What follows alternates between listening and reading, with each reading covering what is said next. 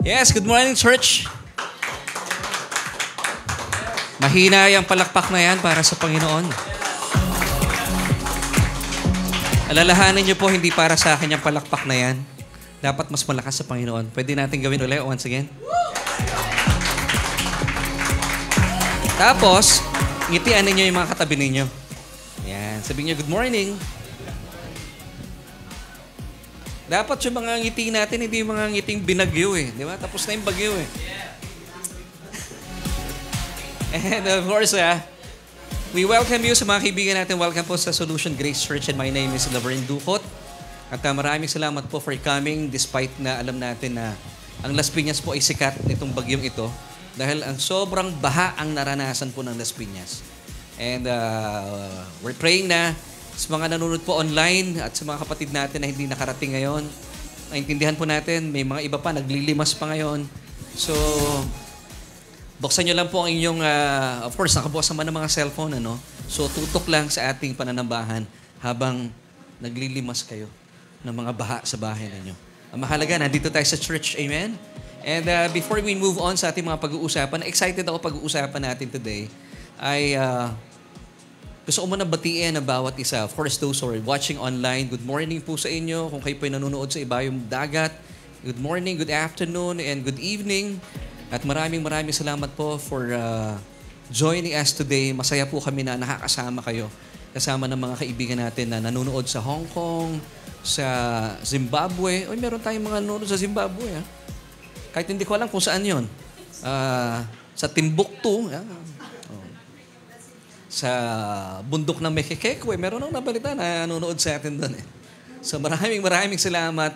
At kayo po ay makakaasa na talaga naman pong pagyayamanin ng Diyos sa inyong mga kaluluwa. Amen. And of course, we would like to thank our praise and worship team. Salamat. Parapakan natin for leading us into worship. Sino dito na pagpala na ating praise and worship? Sa mga hindi makakarating sa Planet Shakers, naranasan nyo na yung praise and worship kanina dito. Oo, di ba? Ito talagang ramdam yung bawat isa sa pagpupuri. And of course, salamat sa Panginoon. Salamat sa pagbibigay po ninyo ng oras. Dahil sila po ay kahapon, kung hindi nyo po na itatanong, nagkaroon tayo ng problema dito. Nagkaroon ng short circuit. At salamat sa ating napaka-reliable na MacGyver, si Ate Amiel. Siya ang umayos ng kuryente dito. Ate Amiel.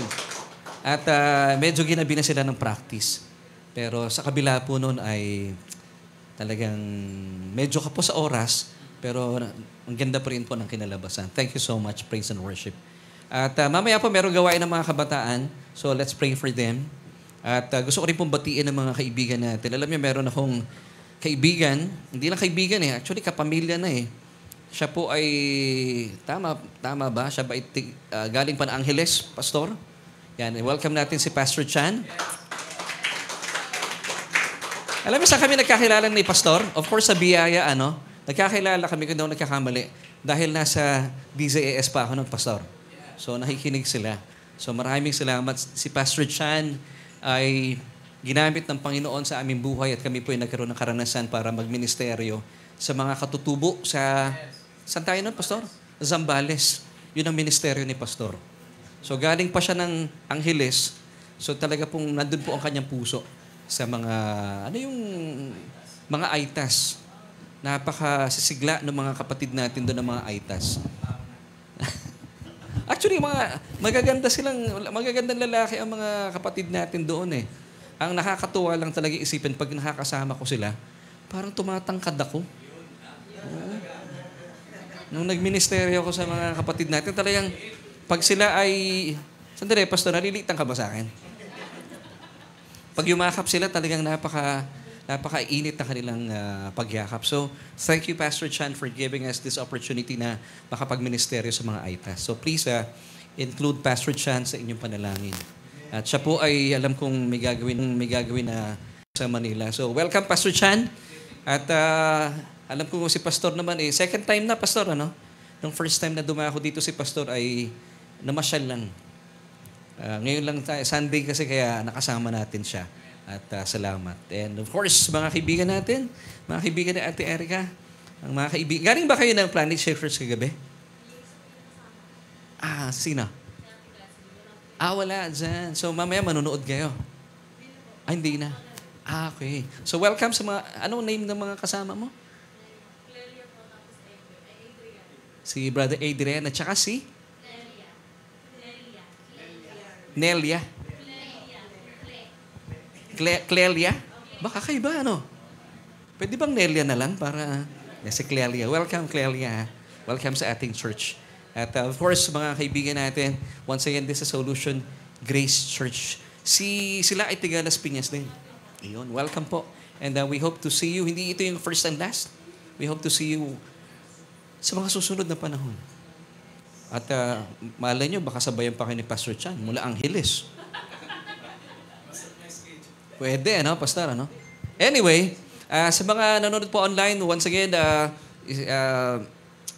maganda po pag-uusapan natin today. It's because sa buwan po ng Hulyo, ay ating pag-uusapan yung ating mga pwede natin sabihin mga nakagis ng katuruan at alamin natin ano ba talaga yung mensahe ng Panginoon kung bakit po ito nakasulat sa Biblia.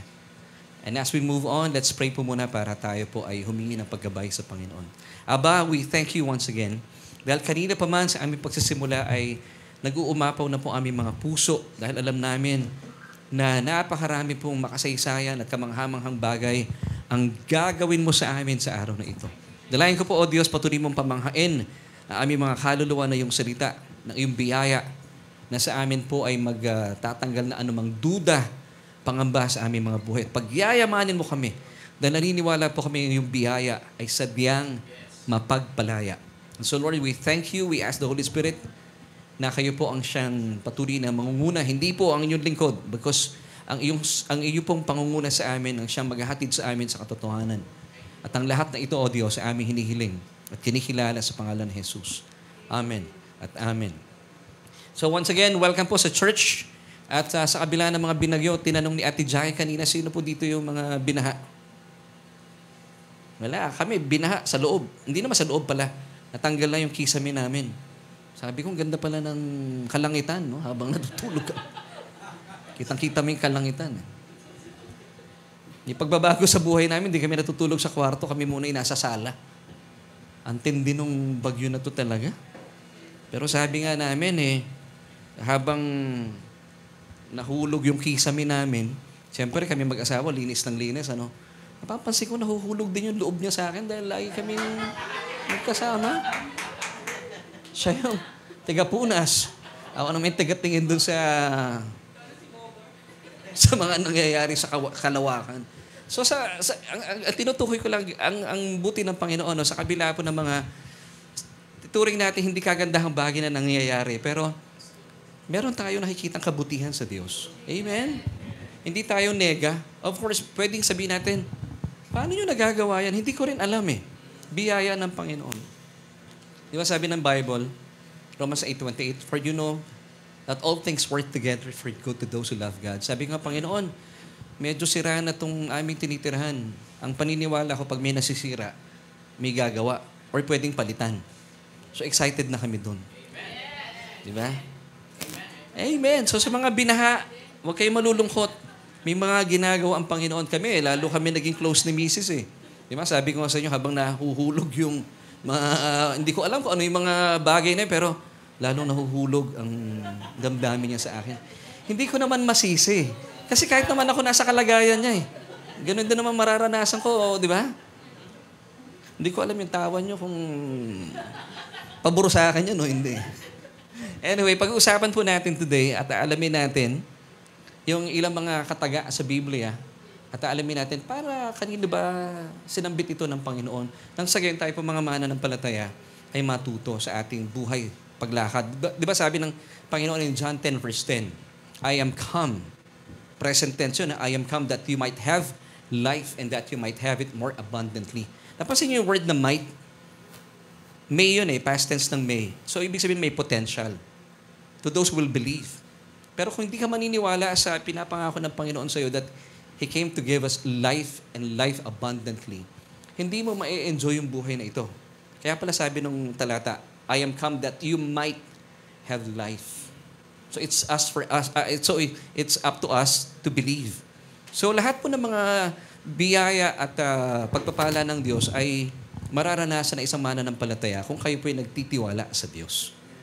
So sa Tagalog, naparito ako sabi ni Jesus para bigyan ka ng buhay na ganap at kasiyasiya. Nakikita mo bumubukas yung kisa may Lord, paano naging kasiyasiya ito? Pero meron pong kasiyasiya talaga na nagiging closer kayong family. Tapos nakikita mo kayong mag-asawa. Ako na-appreciate ko yung aking may bahay. Sa kabila po ng mga nangyayaring ito, hindi siya nagre-reklamo. Totoo, praise God. Although talagang yung buong isang linggo ito kakaiba eh. Kakaiba talaga na para bang hindi mo na nakikita yung araw. Pag sisilip yung araw, nawawala uli. Parang si Jose Marichan, sumisilip tapos bigla nawawala. Pag Pasko, kagaya kanina, umaraw. Gusto kong ilabas yung mga... Isa pa palang blessing ko. Kahit umuulan, nakakapaglaba ako. Yun ang nagagawa ng automatic na washing machine. Kasi dati nasiraan kami, pastor eh. Buti na lang nasira. Yung sabi ko sa alaw, kaya malungkot pag nasisira, pinalitan ng Panginoon na automatic. So, kung hindi pinalitan ng automatic, yung kung kami po ay nandun pa rin sa manual, wala akong malalabhan. Wala kami malalabhan. Actually, basa yung suot ko ngayon. Hindi, mamasa-masa lang. Mamasa-masa. Kasi yun siguro yung sa moisture. So, ating pag-uusapan today is this. Ang message po natin, ibinigyan kong titulo na Jesus carried my cross. Jesus carried my cross. Binuhat na ng Panginoon ang aking krus. So sa araw pong ito ay ating aalamin ang tunay na layunin ng Panginoong Jesus kung bakit niya sinambit ang mga katagang take up your cross and follow me. At aalamin din natin sa araw na ito, kanino ba talaga sinabi ng Panginoon yung mga katagang ito? So marami tayong questions na aalamin. Now, bilang mga mananampalataya, ako po, para po sa mga baguhan natin kasama dito sa church. Ako po personally, I believe that every Christian should be a theologian. Hindi lang kami mga pastor. Kasi di ba, inaaral natin yung kung kanino tayo nakikipagrelasyon. Di po ba? Nung ako po ay, kahit sino naman sa atin, kung kayo po may nililigawan, inaaral mo yung taong yun eh. Di po ba? Ako, nung nililigawan ko si Mrs., inaaral niya ako. Inaaral niya ako, sasagutin ko ba to? Hindi. Sabi ko, wag ka muna tumitingin sa mukha, nahihirapan siya mag-decide eh. Di ba? Ganon din tayo.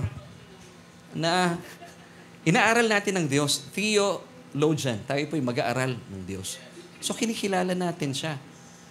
Grace and peace be multiplied to you how? Through the knowledge of God and of our Lord Jesus Christ. So, the more po natin nauunawaan ng Panginoon, nananagana sa atin ng biyaya at kapayapaan. Wow! Sino dito yung gusto yung nananagana yung biyaya at kapayapaan? Ako gusto ko yun. Hindi lang yung flat na biyaya, hindi lang yung flat na kapayapaan. Gusto ko yung nananagana ng biyaya at kapayapaan. Lalo, tigit, kailangan natin to sa panahon ngayon sa Pilipinas. Ang dami natin kinakaharap na mga iba't ibang mga balita na nagugulat tayo, hindi ko na lang babanggitin. Na naghahalo ang ating mga puso. Pero ito yung kinakailangan natin, nananaga ng biyaya at kapayapaan. So, ang ating question for today is this. Para po sa mga baguhan natin kasama, ang pangalan ng church natin ay Solution Grace Church. Solution. S-O-U-L-U-T-I-O-N. Sandali lang, Pastor, bakit may you? Kasi po nagbibigay kami ng solution sa you. Sana magandang aking. Hindi kasi yung soul, yun ang nangangailangan ng answer. So, we're giving solution sa ating mga soul. Kasi yun ang dapat pinifeed natin eh. Yun ang nire-renew.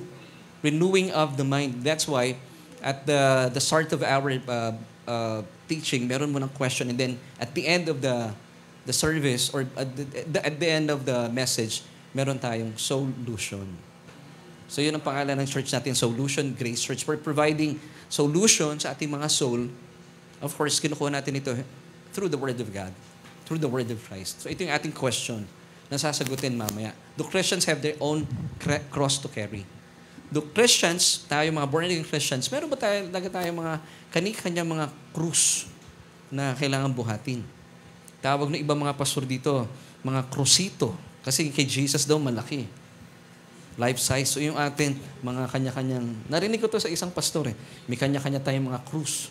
Hindi ko alam kung kasing laki mo yung krus na yan. Kung ano man. So talaga bang, meron ba tayong mga krus na dapat nating buhatin? At sino dito nagbubuhat ng krus? Sabi ko, naalala ko isang pastor nagsabi nun. Narinig ko rito sa pastor eh. Sabi nung asawang babae pag uwi, "Oh, napaka-sweet mo naman. Ba't mo ako binubuhat?" Nagsimba yung lalaki. Siya mag-isa lang. Hindi kasama yung asawa eh. Hindi ko na. Alam nyo na eh. Sabi no, bakit galing talaga, pag galing ka ng church, napaka-sweet mo. Binuhat niya yung asawa niyang babae. Hindi nagsimba yung babae. Sabi ng babae, ba't ang sweet-sweet mo, ba't mo ako binubuhat? Sabi nung lalaki nag-church, kasi sabi ni Pastor, buhatin ko rin yung krus ko eh. Siya pala yung krus niya, no? So, the Christians have their own cross to carry. So, alamin po natin, bakit niya po sinabi ito, take up your cross and follow me. So, next question, alamin natin, kanino niya sinabi ito? For us Christians, sa ating mga Kristiyano, o sa mga tao, o sa mga Kristiyanong tinitingnan lamang si Jesus bilang idolo, modelo, or isang guro? Alamin natin. Kasi meron pong tagpo sa Biblia na pangkaraniwan, hindi namamatyagan ng ibang mga tagapagturo na parang tinanggap na lang dahil nakagis na natin, ito yung narinig nating turo, ine-echo na lang. Minsan hindi natin tinitingnan yung buong kapitulo kung bakit sinabi ng Panginoon yon. At importante yon para makita natin. So may mga cross-references po ito. Pag binasa nyo, merong mga talata found in Matthew, in Mark chapter 8, pag-uusapan natin mamaya yun, and then sa Luke chapter 14. So alamin natin na nung sinabi niya po ito, na ito po pamauso sa atin, take up your cross and follow me. So parang may condition, ano? If you desire to be one of Jesus' disciple, you have to carry your cross, not His cross, your cross, and then follow Jesus. So, meron ba dito nagbubuhat na ng kanilang mga misis? Ay, ng inyong mga krus? Alamin natin.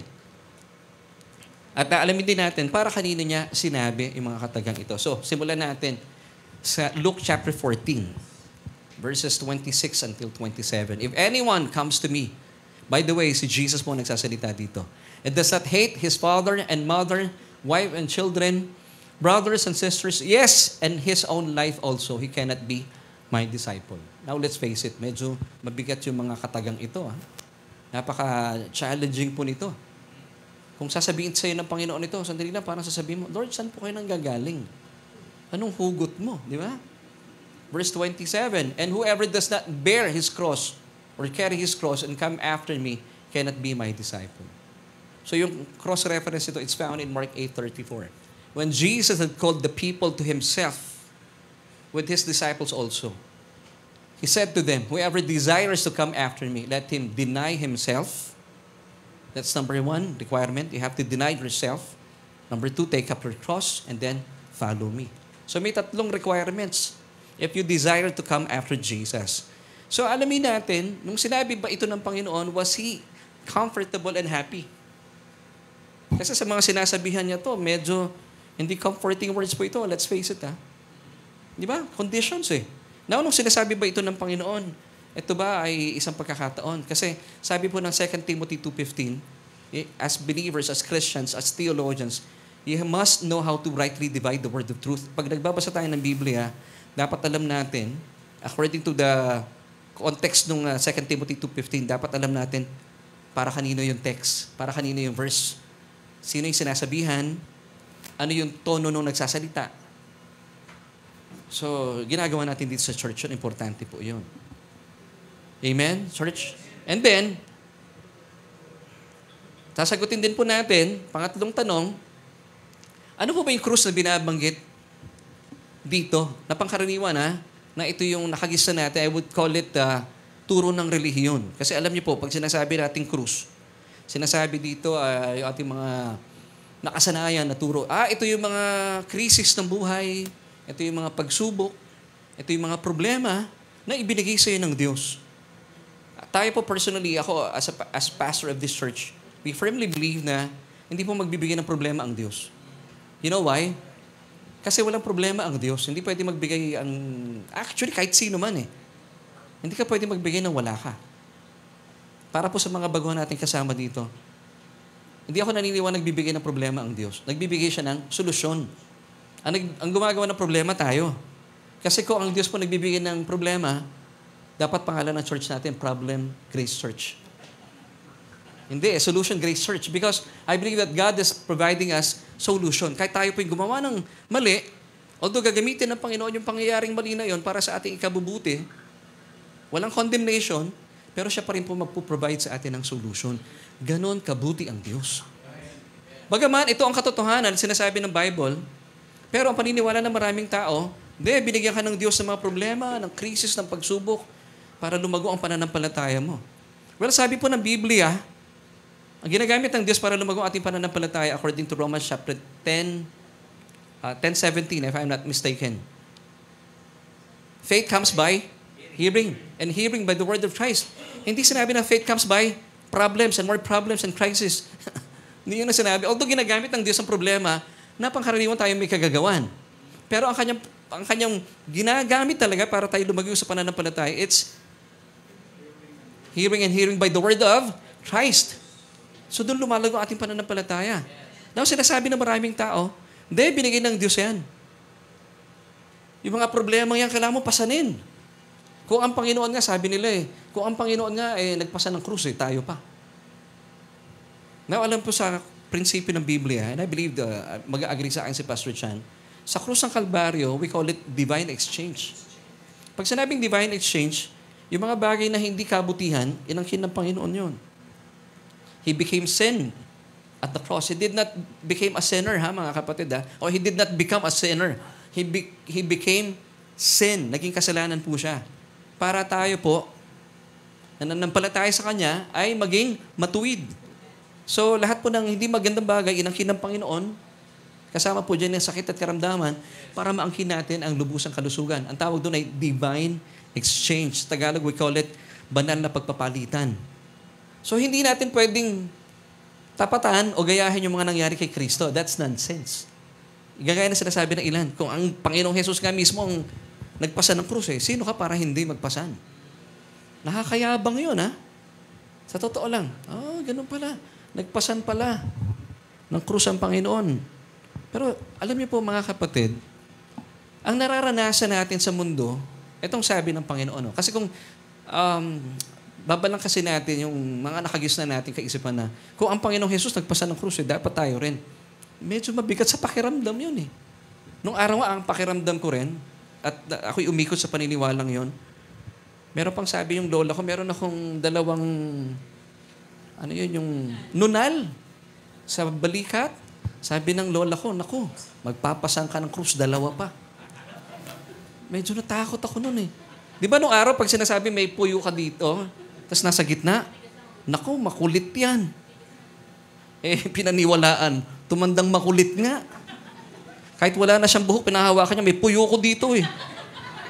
Pero wala nang buhok, may puyo talaga ako dito. Ay, hindi na naniniwala yung mga kaibigan niya. Wala nang buhok . Pero may puyo talaga ako dito. Pinahawakan niya. Yun, nagbigay sa akin ng kabigatan yun.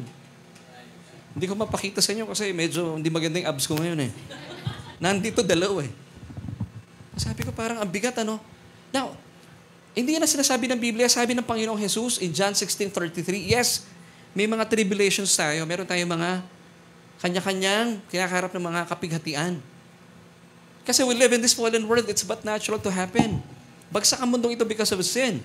Pero ito pong pangako sa atin ng Panginoon, even though may mga tribulations sa mundong ito, sabi niya in John 16:33, these things I have spoken to you, that in me, praise God, you may have peace. So in the midst of tribulations, meron pa rin tayong kapayapaan. At hindi lang kapayapaan, nananaga ng kapayapaan, meron tayo. In the world, you will have tribulation.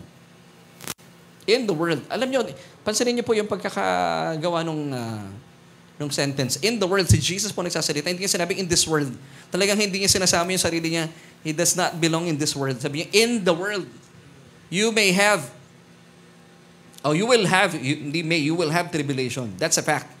But, be of good cheer. Why? Because I have overcome the world. Amen. Galing, di ba? So, ibig sabihin, even, hindi po ini-invalidate ng Panginoon ang katotohanan yan. But, He's telling us, yes, may tribulation, but be of good cheer. Why? Because I have overcome the world. That's good news. So balikan natin yung cross-reference ng binasa natin kanina, yung Mark 8:34. Yung context nito ay take up your cross talaga eh. And whoever does not bear his cross and come after me cannot be my disciple. So may requirement. May requirement mga kapatid. Now, sa mga pag-uusapan natin, sasagutin naman natin this time yung question number 1 at saka number 2. Nasagutan natin yung number 3. Ano ba yung krus? So hindi po wala pong binibigay sa inyo na kanya-kanyang problema ang Diyos. Wala siyang pwedeng ibigay na problema eh. Marami siyang ibinibigay solusyon. Actually, yung church natin, pansin nyo, solution, hindi po solutions. Because we believe sa mga problema natin, isa lang ang solusyon, si Jesus lang. Kaya nung nasa SAC kami, tinatanong kami, ano pong pangalan ng church nyo? Solutions? Hindi po isa lang. Solution lang. Hindi solutions. Kasi isa lang eh. Parang sa Biblia, yung Revelation, yung aklat po ng Revelation, it's not revelations. Revelation. It speaks of Jesus Himself. Isa lang po talaga ang solusyon. Amen. Amen. So, sagutin na po natin yung first question kanina. What did Jesus mean when He said, take up your cross and follow me? At kanina po niya sinabi ang mga katagang ito. So, importante po na intindihan natin ito mga kapatid. When He had called the people to Himself with His disciples also, He said to them, whoever desires to come after me, let him deny himself. That's number 1, and take up his cross and follow me. Now, tinignan ko itong phrase na ito, come after me. Very interesting eh. Pag binagbabasa tayo ng Bible, minsan nadadaanan na lang natin yung phrase na yan, pero it's very interesting. Pag sinabi pa lang, come after me, this phrase typically means to pursue. Of course, no? To follow, or try to catch someone often with the intention of harming, punishing, or taking action against them. Yun ang isang definition. It can also be used in a less threatening way to indicate someone taking a possession. So, parang gusto mong kunin yung possession niya. Yung pala ibig sabihin ng, come after me. So, in context, pwede nating sabihin, of course, pag sinabing come after me, may sense of pursuit. Kasi pinopursue mo yung kung sino man siya eh. And, or either with the intent to harm or to take the next position in a series. So parang gusto mo siyang palitan doon sa kanyang kilalalagyan. So sabi ni Jesus, if you decide to come after me, may 3 requirements. Ano yung 3 requirements? You have to deny yourself, take up your cross, and then follow Jesus. So if you want to come after me, gusto mo akong sundan, gayahin. So in context, ito po ibig sabihin nun. So may sense of pursuit. And of course, hindi mo naman gustong saktan ng Panginoon. Hindi naman talaga. Naalala ko lang nung kami may pinuntahan na church, na kwento ko ito kahapon. Merong isang kapatiran. Si nanay, nininervyo siya mag-pray. Ayaw niya yata mag-pray talaga sa church. Sa sobrang nervyos. Alam niyo, na-appreciate ko yung prayer ni nanay. Sabi niya, ang dami na niyang sinabi, Nakapikit ako eh. Nakaganon si nanay. Sabi ni nanay, Panginoon, mahal na mahal kita. Panginoon, ingatan niyo po inyong sarili. Ganon ang prayer niya talaga sa sobrang nervyos. So, at ko ba na ipasok to? So, may mga tao na sobrang mali yata yung kanilang, ito kasi si nanay, medyo ninervyos lang. Sa sobrang pagmamahal niya sa Panginoon, Panginoon, ingatan niyo po inyong sarili. Amen. So minsan, di ba, nakapikit ako, napadilat akong ganun. So dito po, come after me typically means, of course, we are pursuing Jesus. Pero, isa pa palang definition nun is to take the next position in a series. So parang gusto mong sabayan siya. Pero may requirement. So ngayon, alamin natin, yung requirement to, once again, if you desire to come after Jesus, you must do the following. Deny yourself, take up your cross, and then follow Jesus. Mga kapatid, ano dating nito sa inyo? Parang ang hirap maging disciple ni Jesus. Hirap, di ba? Kaya pala yung ibang mga tao, hindi sila naiengganyo maging mananampalataya. Parang hindi nagmamatch dun sa Sabi ni Jesus, naparito ako para bigyan ka ng buhay, naganap, at kasiya-siya. Pero Lord, ang dami mong conditions. If you want to be my disciple, sabi ni Jesus. Now, Tingnan natin yung word na disciple. Itong word na ito sa maraming mga churches, napakalaking salita. Pero alam niyo po ibig sabihin lang ng disciple? Sa Greek matetes. Sige, say this with me, matetes. Sa Hebrew, talmidim. Sa English, learner or pupil. Sa Tagalog, mag-aaral. So, pag sinabing disciple, mag-aaral. Mag-aaral lang talaga. Tingnan natin ang sinasabi ng dictionary. First definition. One who accepts and assists in spreading the doctrines of another. Second definition, one who admires and likes someone so much. So talagang tinitingnan lang niya, Lodi. Modelo lang. Lodi. Lord, Lodi kita. Lodi lang talaga. Number 3, one that imitates. Di ba, Pastor, nung araw, yung mga disciple, kaya nadidiscover sila, o nadidistinguish sila, kay Gamaliel ka. Kasi po, pag binalikan yung mga disipulo nung araw, yung galaw, halimbawa, ang disciple ko si Pastor Chan. Gagayahin ko yung buhok niya, gagayahin ko yung upo niya. Tapos kaya ma-define ako na, kay disciple Chan ka. Noong araw si Rabbi Gamaliel. Kasi yung galaw ginagaya. Na-adapt pala ito ng mga Chinese. Nanonood kayo ng Jackie Chan? Di ba? Yung mga, hello awat ka. Yung nauuna, yung tapos na yung buka ng bibig, nagsasalita pa yung voice over. Di ba meron sila may tawag doon, parang trainer? Yun ang ginaya ng mga Chinese. Master! I would like to fight you. Mga ganon, nanood kayong Jackie Chan noong araw. So ganon, yung galaw ng mga master, ng mga disciple, ginagaya nila yung nagdi-disciple sa kanila. Pati yung pati buhok, pati yung pagpupunas ng ilong, mata. So galaw ng yung disciple mo. Kasi one that imitates, disciple ka Number 4, an apprentice who learns a job or skill by working for a fixed period of time for someone who is very good at the job or skill. Kaya po yung mga nagdi-disciple at disciple, pag tapos na yung pag-aaral nila, minsan nag-iiwalay na sila.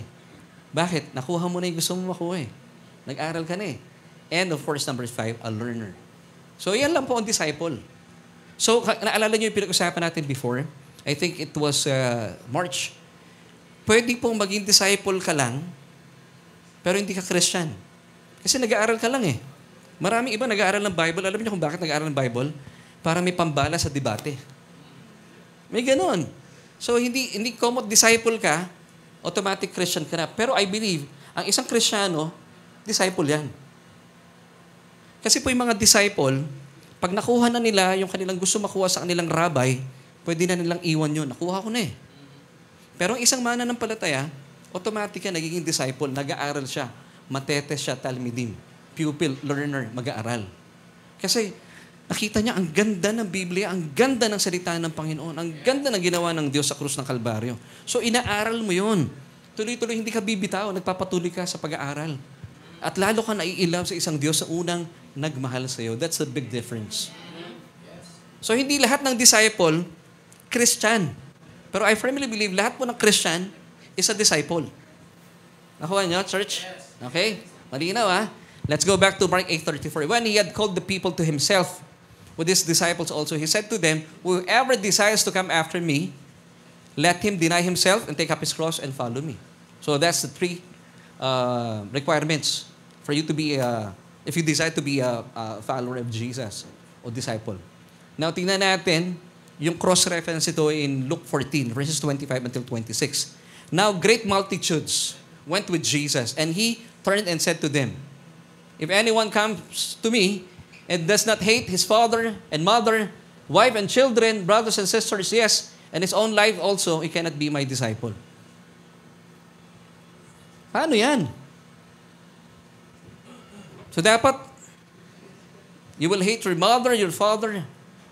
Hindi lang, parang hindi Christian Di ba? So paano mong pagdidikitin ng mga sinasabi ng Panginoon? So alamin natin, para kanino niya sinabi itong mga katagang ito. Now, tingnan po natin para makilala natin, sino-sino itong great multitudes na ito. So, pag nagbabasa kayo ng Bible, nasa Luke 14 tayo. Sandali lang.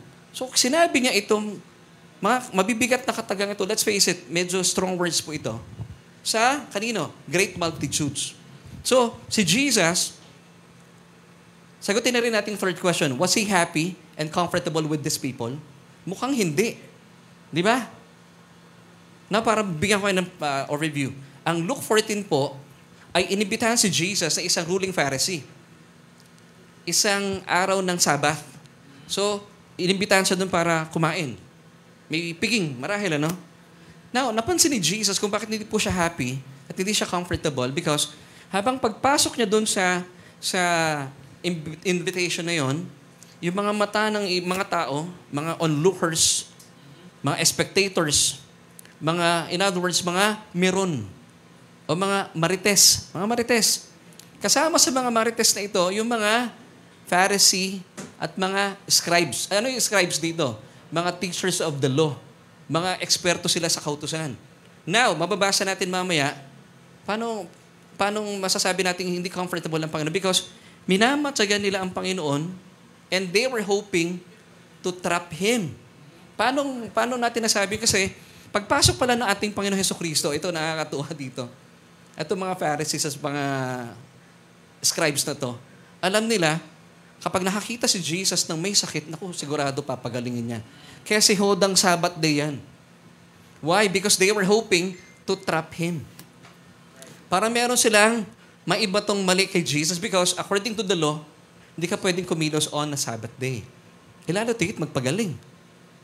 So alamin natin, itong multitudes na ito, papatunayan ko sa inyo, ito yung mga onlookers, mga marites, mga meron, spectators, ito yung mga, I believe, tingin nila kay Jesus, lodi, modelo, gagayahin ko lang siya. Ito yung mga taong naghahanap ng mga pagkakataon. Paano ba kumilo si Jesus? Ibang tipong medyo cool si Jesus, gusto kong gayahin. Kasi po ng mga panahong yon, pag naglalakad si Jesus sa kalsada, ang dami nagsusunuran. So talagang napaka-controversial ng Panginoon. So merong ibang mga tao gusto nilang malaman, bakit masyadong cool na cool tong tao to? So may mga onlookers doon, kasama po yung mga Pharisees. So alamin natin, itong great multitudes went with Jesus. So habang naglalakad siya, let's have a movie, a mental movie. So habang naglalakad si Jesus, tingnan natin yung mga nakasulat dito. This great multitude went with Him. So sumama sa kanila.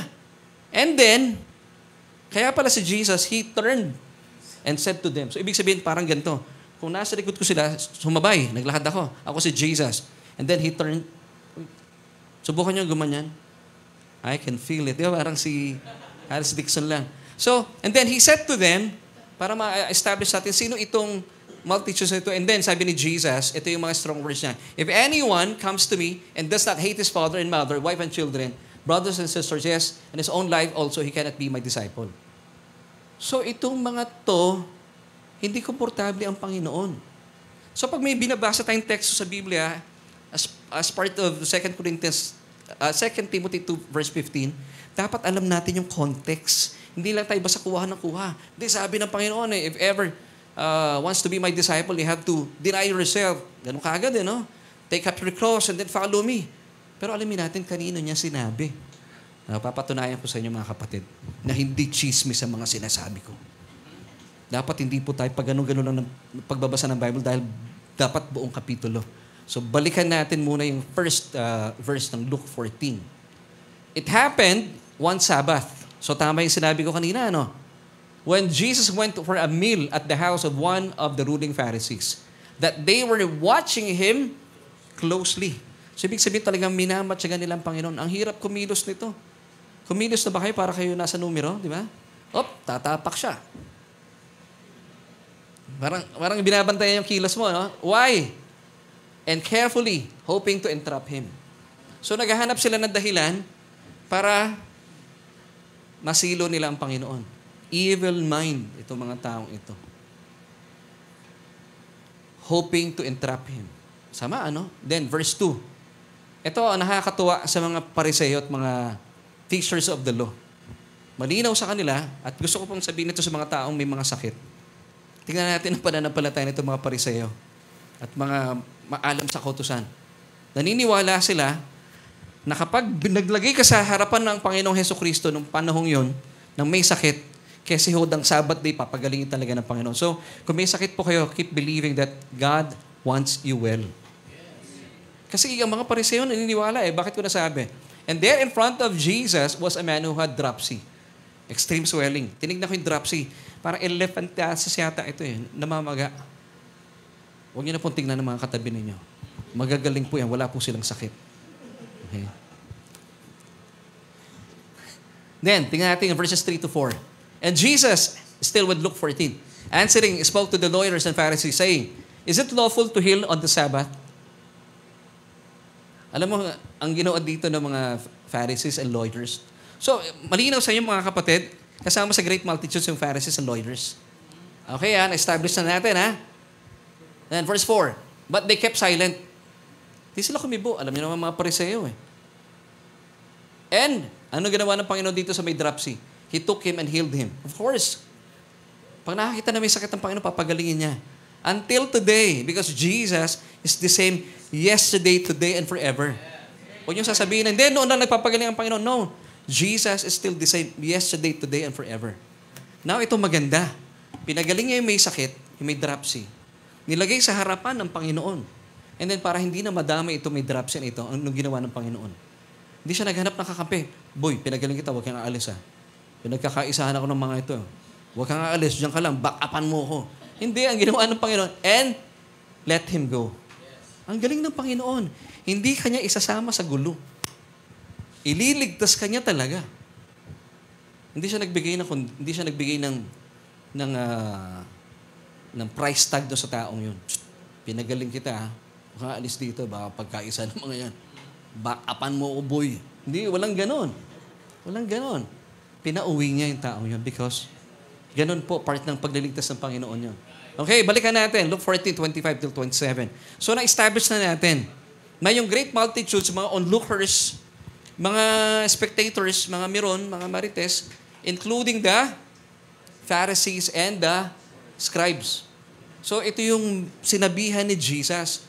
Now, great multitudes went with him and then he turned. Kaya pala siya. Ibig sabihin, naglakad ng Panginoon dito. Bakit? Hindi siya comfortable. Kasi sinabihan niya pa yung mga tao, ito yung context po, Luke 14, para mabilisan lang. Sabi niya doon, pag uma-attend kayo ng mga piging, huwag kayong umuupo sa mga special na upuan. Huwag kayong upo sa VIP, mapapahiya kayo. Baka may lumapit sa inyo, palipating kayo. Tapos sinabihan naman niya yung nag-invite sa kanya, pag gagawa ka ng mga ganitong selebrasyon, huwag mo imbitahan yung mga kayang tapatan yung paghahanda mo. Mag-imbita ka ng mga pilayin, mga bulag, may mga kapansanan. Para ang pagpapala ng Diyos ay ibibigay sa iyo. So, ibig sabihin, hindi comfortable ng Panginoon. Hindi siya komportable. And that's why, nung naglakad siya, he went with him. And then he turned and said, ito na yung sinabi niya. Balikan natin. Ito yung mga strong words. If anyone comes to me and does not hate his father, mother, wife and children, brothers and sisters, yes, and his own life also, he cannot be my disciple. And whoever does not carry or bear his cross and come after me cannot be my disciple. So, kanino niya sinabi ito? Hindi po sa mga nananampalataya sa Kanya. Sa mga taong, tingin lang sa Kanya, lodi, idolo, modelo. Nandun lang para magmiron. At kasama po ng mga Pariseo at mga eskriba. Now, napakalaking bagay po ito. Kung nakikita mo lang ang Panginoon na gagayahin at hindi mo siya nakikita ng tagapagligtas, hindi po niya mararanasan ang buhay na ganap at kasiyasiya na pinangako niya. Kasi naparito po ang Panginoon, ano po ang pake ng Diyos? Bilang tagapagligtas. Amen. Ang mga Pariseo, pakiramdam nila, sila ay maayos, matuwid sa harapan ng Diyos. Hindi nila kailangan ng Panginoon. Hindi nila kailangan ng Panginoon. Actually, evil minds, meron silang evil minds. Ang gusto lang nila, they were hoping to entrap Jesus. Bakit? Gusto nilang sirain ng Panginoon. Ganun po sila kasama. Kung yung ibang mga tao, yung mga onlookers, spectators, they saw Jesus, idolo, modelo, patron. Pero itong mga Pariseo, grabe sila. Ang sama nila para sa Panginoon. So sila yung sinabihan ng Panginoon. Okay? Church, establish natin. Hindi ito sinasabi sa atin, mga kinikilala ang Panginoon Jesus bilang tagapagligtas. Tuloy po natin. Now, in Luke chapter 14, yung mga parables po dito, pwede nating tawagin naman parables with condition. Tatlo din po ito eh. Kasi meron din pong parables sa Luke 15. So, tingnan mo natin ano yung Luke 14 parables. The first one is the parable of the Great Supper. Ito po yung kwento, mababasa natin in Luke 14 verses 15 till 24. Sabi ni Jesus, nagbigay siya ng talinhaga na meron po isang malaking piging. Nagpatawag yung nagpapiging at yung mga inutusan niya. Sabi niya, mag-invite ka ng mga taong ito. Nagbigay po ng mga excuses yung mga taong ito. Hindi ako makakarating kasi nakabili ako ng bukid. So sabi mo, pasensya na doon sa nag-invite. Yung ikalawa, hindi ako makakarating kasi nakabili ako ng mga kalabaw. Noong panahon yun, kalabaw sa panahon natin, pwedeng excuse. Hindi ako pwedeng makarating kasi kabibili ko lang ng bago kong BYD. Pwedeng ganun. Nung araw, kalabaw. Yung kotse. Yung isa naman, hindi ako pwedeng umattend kasi kakakasal ko lang. Ito po yung the parable of the Great Supper. And then yung ikalawang parable po, with conditions po ito, Luke 14, the parable of a man building a tower. Luke 14:28 till 30. And then yung ikatlong parable, the parable of a king making war to another king. So, ito po mga parables na ito in Luke 14, with conditions pwede natin ituring. So, balikan natin itong 24 and 27 in Luke 14. Sabi ni Jesus, "For I say to you that none of those men who were invited shall taste my supper." So, yung mga nagbigay po ng excuses, hindi ako pwede, nakabili akong bukid. Nakabili ako ng 5 paris yata ng kalabaw. Hindi ako makakarating dahil nagpakasal ako. Talagang hindi natuwa ang Panginoon. He was not comfortable. Dinaan niya sa talinhaga. And then sabi niya, "For I say to you that none of those men who were invited shall taste my supper." So may condition, So hindi siya natutuwa bilang patunay. Then verse 25, "Now great multitudes went with him." Ito na yon. So sino kausap niya? Meron. Including the Pharisees and the scribes. Nasusundan niyo ako, church? So hindi ito sinasabi sa ating mga mananampalataya. Amen? Verse 26. Of course, binasa na natin kanina until 27. "And whoever does not bear his cross and come after me cannot be my disciple." Luke 15 parables. Ito yung parables under grace. No conditions. Di ba, alam niyo po yung parable of the lost sheep? Iniwan ng Panginoon yung 99 for just one sheep. So, walang condition. Amen? Luke 15:4-7. And then yung the parable of the lost coin. Amen? Ay, napakaganda po. Minsan po tatalakayin natin yan. Luke 14:8-10. And of course, ikatlong parable. The parable of the lost son, also known as the parable of the prodigal son. Amen. Luke 14:11-32. So, ito ang mundo ng Panginoon. And then, nung napakinggan po, basahin muna natin. Nakita natin yung difference, Yung Luke 14, pwede nating sabihin na yung Luke 14, bumaba ang Panginoon sa mundo ng mga Pariseo. Sa mga taong hindi siya kinikilala bilang yung natural na pakay ng Diyos sa tagapagligtas. So nagbigay siya ng mga conditions. "If you desire to come after me, you have to deny yourself, take up your cross, and follow me." Pagdating po sa Luke 15, pag kinikilala mo siya bilang Panginoon at tagapagligtas, bibigyan kanya ng mga parable about the parable of the lost sheep, the lost coin, and the lost son. Wow. So ito yung last 2 verses ng Luke 15. Gusto ko lang po makita ninyo what happened in Luke chapter 15 verse 1 and till 2. Para makita nyo, Luke 14:34 until 35. "Salt is good, but if the salt has lost its flavor, how shall it be seasoned? It is neither fit for the land nor for the dunghill, but men throw it out. He who has ears to hear, let him hear." So ito po ay talagang very conditional. Itong binibigay dito. And then pagdating sa verse 1 ng chapter 15, iba na. Nung napakinggan nung mga tax collectors and sinners, yung sinasabi ng Panginoon, I believe lumabas ang Panginoon dito because He was not happy and comfortable. Anong nangyari? Tingnan niyo po yung text. "Then all the tax collectors and the sinners drew near to Him to hear Him. And the Pharisees and scribes complained, saying, 'This man receives sinners and eats with them.'" Now, tingnan po yung word na then. Bakit then? May nangyari na previously. Nakuha niyo, church? Kaya may then. Ibig sabihin may nangyari ng nauna. So narinig na ulinigan, marahil malakas ang boses ng Panginoon nun, na ulinigan nila na hindi komportable ang Panginoon sa mga taong ito sa Luke 14. And then, what happened? So yung mga sinners, hindi ito yung multitudes. Are you getting this, church? Hindi sila yung multitudes, ha? Hindi ito yung mga, hindi kasama dito yung mga sinners sa great multitudes. At kasama dito yung Pharisees and scribes. Nung narinig yung mga conditions ng Panginoon sa Luke 14, narinig ng mga tax collectors and sinners, what happened? They drew near to Jesus. Bakit? To hear Him. So, ba't lumalapit ang mga makasalanan kay Jesus? Because if a sinner knew or knows that he is a sinner, may connection siya sa Savior. Amen, church? So, ito maganda rito. Hindi sila lumayo sa Panginoon because alam nila, hindi kami kinakausap ng Panginoon. Hindi kami part ng great multitudes. Nakita nila, wow, mukhang may magandang sinasabi ang Panginoon. And then, nakita natin yung contrast and comparison. Pagdating sa verse 2, tingnan niyo po ang ginawa ng mga Pariseo. And the Pharisees and scribes complained. They complained. Yung mga tax collectors and sinners, they drew near to Jesus to hear Him. Pero yung mga Pariseo at mga scribes, they complained. Ano complain nila? Anong reklamo nila sa Panginoon? Itong taong ito, nakikikain, sumasama sa mga makasalanan. Of course. Bakit? Ang pakay ng Panginoon, bilang tagapagligtas, kalingain ng mga makasalanan. Luke chapter 2 verse 11. For there is born to you this day in the city of David a Savior, who is Christ the Lord. Kasi kapag nakikita mo, ikaw ay makasalanan at kinikilala mo na may tagapagligtas, ay talaga naman, may connection na kayo ng Panginoon. But if you see yourself na meron ka lang, hindi mo kinikilala ang Panginoon bilang tagapagligtas, hindi siya magiging tagapagligtas sa'yo. He will give you conditions. Do you want to come after me? Deny yourself. Gawin natin medyo napapanahon. Deny yourself, boy. Take up your cross and then follow me. Gusto mong sundan yung ginagawa ko? In context, Jesus was telling these people, you have to do what I did.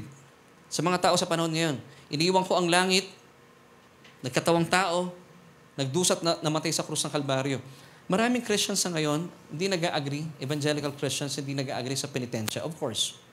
Pero pag tinatanggap natin yung take up the cross para sa mga mananampalataya, hindi ka nga nagpipinitensya pero in a sense, nagpipinitensya ka rin. Are you getting this, church? Okay, ha? So, ang Panginoon, sabi niya, yung pakay ko, manaparito ko para maging tagapagligtas. Amen. Dito na tayo.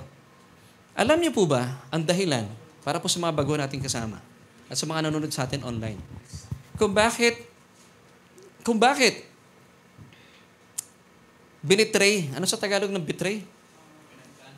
Pinagkanulo ng tatawagin ko sana kapatid na Judas, hindi ko naman kapatid si Judas. Kung bakit ipinagkanulo ni Judas si Kristo? Dito sa mga talatang ito, papakita ko sa inyo kung bakit ipinagkanulo ni Judas si Kristo, ang Panginoong Jesus. In Matthew 26 verse 20 till 22, nandun po ang 12 disipulo. May sinabi ang Panginoon that one of you will betray me. Tignan natin ang kasaysayan. When evening had come, Jesus sat down with the 12. So, kompleto sila. Nandun si Judas, mga kapatid. Now, as they were eating, he said, assuredly I say to you, one of you will betray me. Verse 22, and they were exceedingly sorrowful. Sino yung they?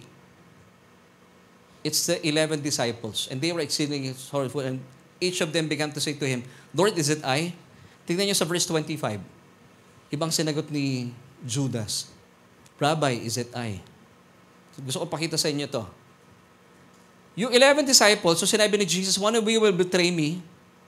Sabi ng 11, Lord, is it I? Anong tingin nila kay Jesus? Panginoon. Now, ito yung sagot kung bakit po binitray ni Judas si Jesus because ang sagot niya kakaiba. Kung pwede natin kantahan, alin ang naiba? Si Judas nag-iba. Ang sagot niya, Rabbi. Anong Rabbi? Teacher. Is it I? So yung 11, ang tingin nila kay Jesus, Lord. And they were exceedingly sorrowful. Yung 11. Walang binanggit dito si Judas kung siya ay sorrowful. Walang binanggit. Then Judas who was betraying him, so nasa isip na niya talaga, pagkakanulo niya. Answered and said, nung sinabi ni Jesus, one of you will betray me. Rabbi, is it I? Teacher, is it I? Yun ang sagot. Because he only saw Jesus bilang isang teacher. Now, church, don't get me wrong. Tuturuan tayo ng Panginoon. Pero ang first and foremost dahilan ng Panginoon kung ba't siya naparito is to be a Savior to you. Luke chapter 2, verse 11. Yun ang dahilan. At mga kapatid, before we end, I'm not mocking discipleship. Okay po ang discipleship. Gaya na sinabi ko kanina, ang discipleship, pag sinabing disciple, mag-aaral, matetes, talimidin. Ang problema, pastor, ngayon, sa panahon natin sa maraming churches, masyadong mataas ang regard nila sa discipleship. Disciple, yung Christian mababa lang. Pero maniniwala ba kayo na after the book of Acts, in the epistle, wala nang disciple na tinutukoy? Lahat po doon, gusto ng Panginoon, pagyamanin sa ating isipan, hindi ka lang basta sumusunod sa Panginoon, anak kita. Sonship, mas mataas ang sonship sa discipleship. Pero wala pong problema sa discipleship, ginagawa pa rin po natin yon.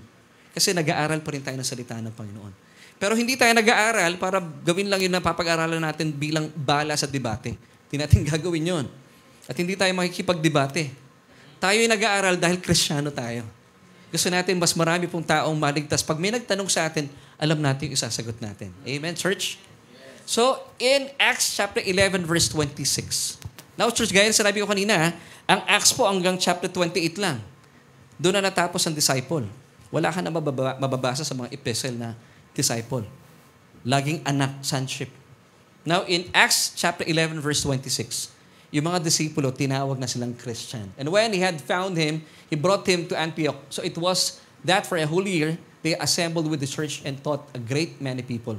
And the disciples were first called Christians. Kaya tayo, hindi lang tayo disciple, Christians tayo. We are children of the Most High. Sonship, mas mataas ito mga kapatid. Amen. Matthew 28, verse 19. Ito po yung Great Commission, of course. No? Tingnan po niyo in New King James Version. Go therefore and make disciples. Matetes, mag-aaral. Sa King James, itong sabi, go ye therefore and teach all nations. Bakit? Anong ginagawa sa mga disciple? Tinuturuan. Are you getting this, church? Malinaw, mga kapatid? So malinaw na yung mga conditions sa binigay ng Panginoon, if you desire to be His disciple, you must deny yourself, take up your cross, and then follow Jesus. It's not written to us believers. Ito po ay sinulat sa mga taong gustong gayahin lang ang Panginoon. Idolo, modelo. Alam niyo, hindi po pwedeng gawin natin modelo ang Panginoon. Although modelo natin siya, pero kung ang Panginoong Hesukristo naparito, tapos hindi siya namatay sa krus ng Kalbaryo, dadamputin po tayo sa kangkungan. Pero buti na lang, naparito siya, ginawa niya ang pake na Ama, nagdusa at namatay sa krus ng Kalbaryo at nagbalik sa Ama, ibig sabihin, tinapos na niya ang lahat ng gawain. At makakaasa po tayo na sa ating mga nanampalataya sa Kanya ay mararanasan natin ang buhay na ganap at kasiyasiya. Amen! Palakpakan natin ang Panginoon. Okay, let's go back to our question. Do Christians have their own cross to carry? As I've said kanina, may question. So meron tayong solution. And this is our solution for today. Pakitulungan nga ako, mga anak, pakilagay sa solution. Yan. As a born-again Christian, tayo po ito, mga tumanggap sa Panginoon, meaning you acknowledged and received Jesus. Ay, pwede pakilagyan ng di yung acknowledged and receive Jesus as your Lord and Savior. No cross is there for you. Masahin ko lang, ha? Ayan. No cross is there for you to carry because, bakit? Wala na tayong bubuhatin pa. Because our Lord Jesus Christ already took your cross. Your sin, sicknesses, diseases, shame, and curses. Saan? At Calvary. And this is good news. He paid it once and for all. And that's why He said, it is finished. Amen. God is so good. Now, John 19:16 to 18. 3 more verses before we end. Then He delivered Jesus to them to be crucified. So they took Jesus and led Him away. Verse 17. And He, Jesus bearing His cross. So sino nagbuhat ng cross natin? It was Jesus. Went out to a place called the place of a skull, which is called in Hebrew Golgotha, where they crucified Jesus and 2 others with Him, One on either side and Jesus in the center. So Jesus carried my cross and your cross. So wala na pong cross na bubuhatin tayo. Because He already carried the cross at Calvary. That's good news, church. So walang conditions. Lalo ka mai-inlove sa isang Diyos na una nagmahal sa atin. And that is why He is worthy to be praised. Now, mga kapatid, if you haven't received Christ as Lord and personal Savior, kaya po mabigat ang buhay ninyo. Meron kayo binubuhat na dapat sana hindi kayo nagbubuhat. Kasi binuhat na ng Panginoon ang ating mga kabigatan. So I would like to invite you and encourage you, pabuhat natin sa Panginoon ang kabigatan niyo. Sabi niya sa Bible, casting your cares upon Jesus. Why? Because, you know why? Because He cares for you. So I would like to give you this opportunity. Receive Jesus, acknowledge Him, not just a rabbi, but a Savior. Romans 10 verse 9 tells us, if we confess Jesus to be our Lord and Savior and believe in our hearts that He was raised from the dead, you shall be saved. So ang gagawin po natin, magpipray po tayo, ililid ko po kayo kung ano yung mga bibigkasin ko. Pray with me. Open your mouth, pray with me, and then open your hearts. Believe that He was raised by His Father from the dead, and you shall be saved. Kung meron po dito sa church na gustong tanggapin ng Panginoon, just pray this prayer with me. Sabihin niyo po ito, O Diyos, kinikilala ko aking sarili na sadyang walang magagawa apart from You. At sa araw pong ito, kinikilala kita, Jesus, hindi lang basta guro, kundi aking Panginoon at tagapagligtas, dahil naniniwala po ako na sa iyong kamatayan sa krus ng Kalbaryo, winakasan na ang kasalanan ko. Kinikilala kita, tinatanggap kita bilang Hari at Panginoon ng buhay ko. Salamat po, O Diyos, sa iyong kaloob na kaligtasan. Inaangking ko po ito. At maraming salamat din dahil nabuhay ang iyong bugtong na anak doon sa krus ng Kalbaryo bilang pagpapatunay na ako'y pinaging matuwid na sa iyong harapan. Amen at amen. Na kung kayo po ay sumunod sa panalangin ito, binuksan ang inyong mga puso, manampalataya po kayo na kayo po iligtas na. At tiyak po mararanasan ninyo, hindi po ang magbuhat ng krus. Wala na pong krus, binuhat na ng ating Panginoon. Pangako niya sa atin, buhay, naganap at kasaya-saya. Manatili po tayo mag-aral ng kanyang salita. Tayo po tayo. At patuloy po tayo magpasalamat because indeed, Jesus is worthy to be praised. Amen. Habang inaawit po natin ito, I would like to invite you to open your mouth, buksan natin ating mga labi at pasalamatan natin ang ating Diyos na sadyang nananagana sa kanyang biyaya at pagmamahal.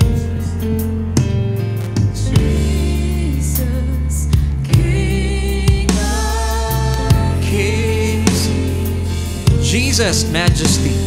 Jesus, Majesty.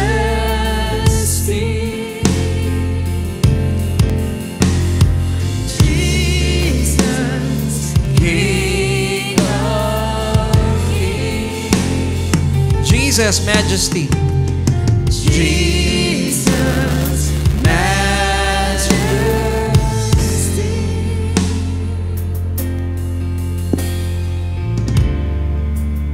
Mga kapatid, sa pagkakataon pong ito,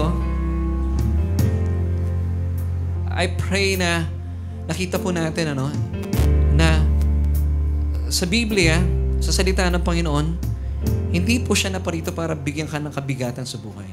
Hindi siya naparito para bigyan kanya ng krus na bubuhatin.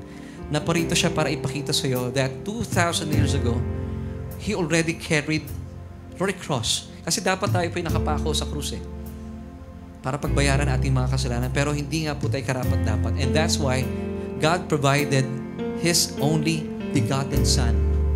Ang ginawa lamang po natin, sumang-ayon tayo sa kalooban ng Diyos. We believed and then we received Him, His Son, to be our Lord and personal Savior. At dalayan ko po, mga kapatid, sa pagkakataong ito, dahil binuhat na ng Panginoon ang krus, so wala nang nakalaan ng krus para sa atin. Kung meron man po kayong dinadala, hindi krus yan. Marahil kaya po tayo nabibigatan is because patuloy nating binubuhat. Yung dapat naman na hindi natin buhatin because meron pong paanyaya ang Diyos sa atin. Casting your cares upon Jesus. So yung mabigat na yan, huwag mong dalhin. Hindi po masayang karanasan yung namamasyal kayo saan mang mall, pero kayo daladalang dumbbell. Mahirap yon. Ganon din po ang mga kabigatan sa buhay. And Jesus today is inviting you to cast your cares upon Him. Why? Because He cares for you. Why? Because He loves you so much. And that's the bottom line. So mananalangin po tayo. Ito po yung lagi natin ginagawa. Every after message. So I would like to invite you, ano man pong kabigatan meron kayo. Marahil sabihin mo sa Panginoon, Lord, nasira yung bahay namin. Lord, sirang-sira po yung mga kagamitan namin. Panginoon, wasak po yung aking pamilya. Walang imposible po sa Panginoon. All you have to do, present progressive yung invitation in Jesus. Casting all your cares upon Jesus. Believing that He cares for you. So, I'll pray for you. You just have to agree with me. You have to be in agreement with the Word of God. Sabihin natin sa Panginoon lahat ng ating mga kabigatan. Ano man po mga kabigatan na meron kayo sa ngayon.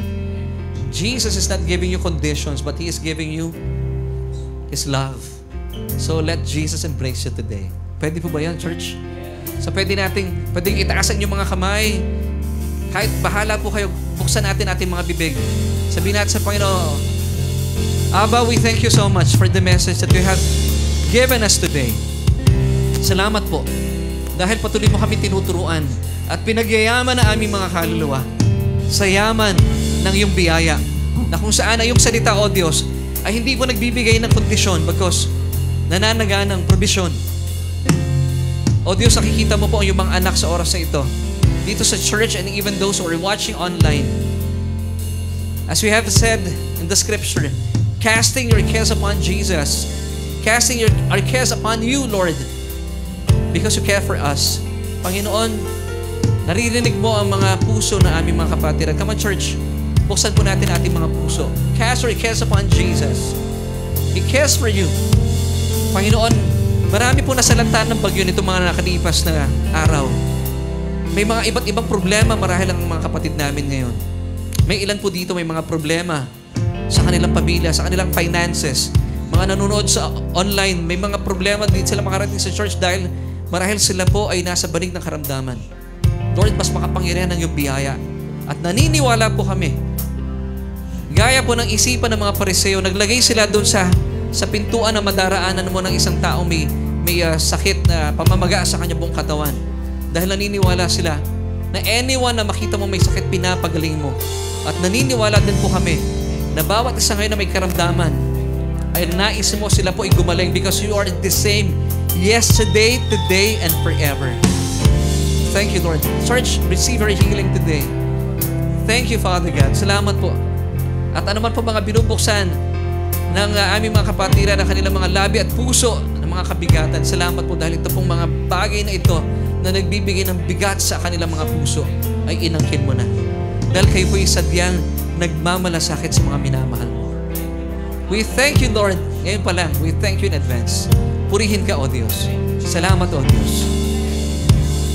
At lahat ng tugon mo sa amin, we claim it, Lord. In Jesus' name. Come on, church. We say, Amen. Amen. Stay blessed, church. And see you next Sunday. Amen. Amen.